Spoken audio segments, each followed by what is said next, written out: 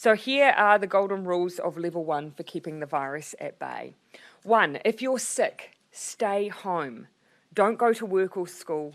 Don't socialise. None of that changes when we lift restrictions. We do not want New Zealanders to be stoic and go into workplaces or anywhere else if they're sick. Please still stay home if you're unwell. 2, if you have cold or flu-like symptoms, call your doctor or health line and make sure you get tested. 3, wash your hands, wash your hands, wash your hands. 4, sneeze and cough into your elbow and regularly disinfect shared surfaces. 5, if you're told by health authorities to self-isolate, you must do so immediately. 6, if you're concerned about your well-being or you've got underlying health conditions, we still encourage you to work with your GP to understand how best to stay healthy. 7, keep track of where you've been and who you've seen to help contact tracing if needed. We really encourage people to use the NZ COVID Tracer app as a handy and easy way to do that. 8, businesses should help people keep track of their movements by displaying the Ministry of Health QR code for contact tracing. 9, stay vigilant. There is still a global pandemic going on. People and businesses should be prepared to act fast to step up alert levels if we have to. And finally, 10, people will have had very different experiences over the past couple of months. Whatever you're feeling, it's okay. Be kind to others and be kind to yourself. Ultimately, level 1 represents us getting the virus under control, but the war doesn't end so long as COVID is still around the world, and the economic damage caused by it is ongoing. We need to stick to level 2 rules for now. We need to stay united, and when we get to level 1, appreciate the freedoms it offers while putting in place new behaviours that means we don't have to go backwards again. None of us want to return to where we have been. Once we reach level 1, it will mean that all that hard work and sacrifice at alert levels 4, 3 and 2 by all New Zealanders has paid off.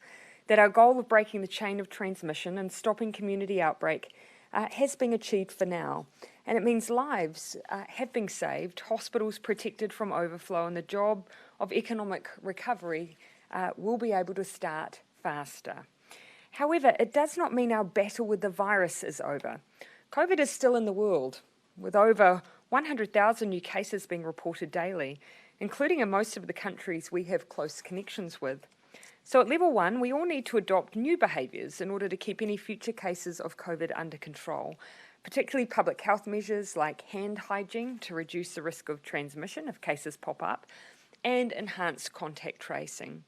We also, and this is key, need to maintain strict border measures.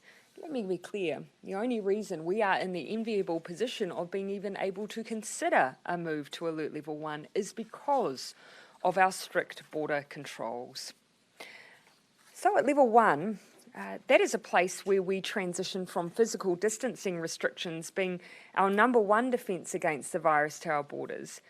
Public health, our number 1 defence against the virus being our borders, to public health and cough etiquette, and ramped up contact tracing as our ongoing wall of defence. Therefore, at level 1, all current rules and restrictions on businesses and services are essentially lifted.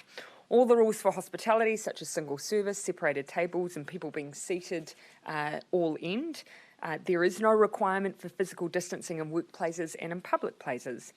All gatherings of any size can occur. However, we are working with ticketing agencies and large-scale event organisers on a COVID code, whereby contact details are collected so that we can keep a track of people at large gatherings. In the event we need to follow them up for contact tracing. We see this as being an industry code, a voluntary one we work together with industry who work in large events on, in order to better support and facilitate future contact tracing if it's required. Our churches will be able to return to full service. Our sports and concert stadiums can be sold out, and we can celebrate and we can mourn with one another in groups of any size. Community sport can start without size and distancing restrictions.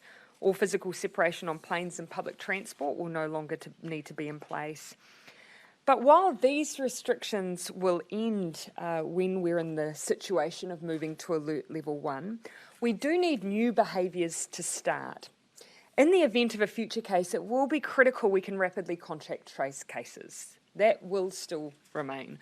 The government has invested significantly in improving our contact tracing system, and a dedicated committee chaired by Sir Brian Roche is overseeing the implementation of that work. But we do want to see ongoing use of digital diaries, and I'll have a bit more to say about that on Monday. The ability to rapidly contact trace is one of the key things we can all do individually to help us stay in level 1 in the event of new cases, rather than having to move up back through restrictions at different alert levels.